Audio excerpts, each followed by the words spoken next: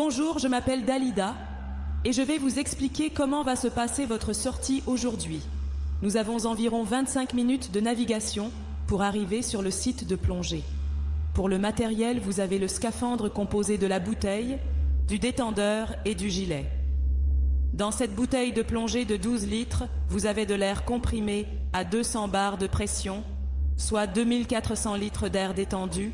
Un plongeur lambda consomme 20 litres par minute, soit 2 heures d'autonomie à la profondeur d'aujourd'hui. Vous avez donc largement assez d'air pour faire votre initiation.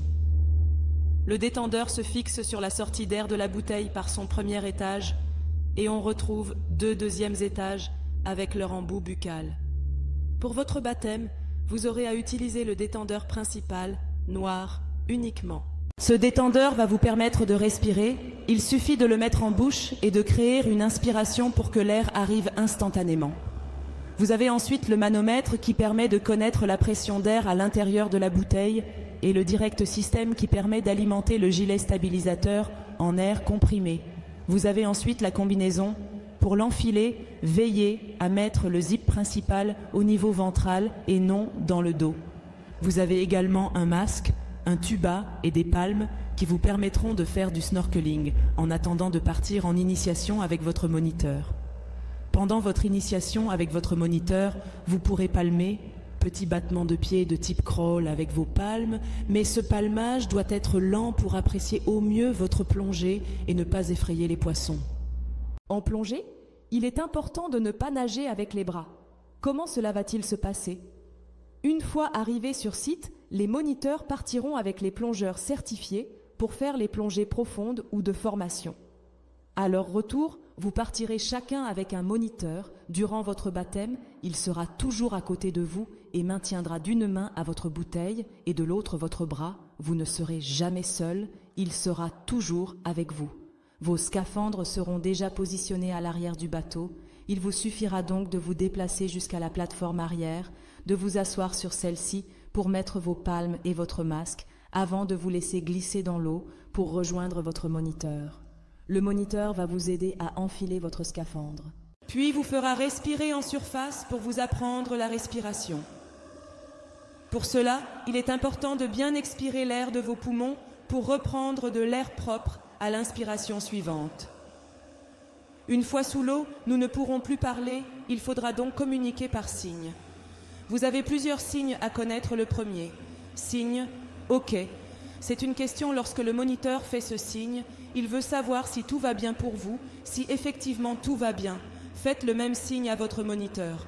Si vous avez le moindre problème, faites le signe. Ça ne va pas en essayant de désigner, de montrer ce qui ne va pas. Ça ne va pas, j'ai de l'eau dans le masque. Ça ne va pas, j'ai mal aux oreilles. Ça ne va pas, j'ai une crampe au mollet.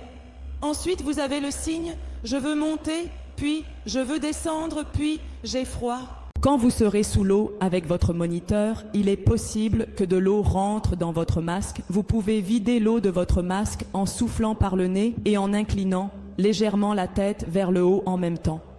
Si toutefois vous n'arrivez pas à vider cette eau de votre masque, rappelez-vous, faites un signe « ça ne va pas » en désignant votre masque.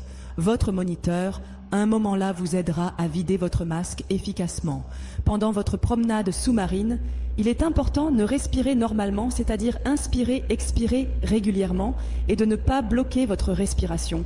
Il est important également de ne pas toucher la faune et la flore, même si en Méditerranée, il n'y a pas de danger. Il faut préserver la nature. Enfin, lorsque vous partirez en immersion, c'est-à-dire quand vous passerez de la surface à sous l'eau, la pression de l'eau va s'exercer sur votre corps et notamment au niveau de vos oreilles et il vous faudra rétablir la pression pour soulager vos tympans. Pour cela, c'est assez simple, il va falloir régulièrement au cours de la descente ou dès que vous sentirez une petite gêne au niveau des oreilles, boucher votre nez au travers de la jupe de votre masque, puis souffler par le nez de façon à équilibrer vos oreilles.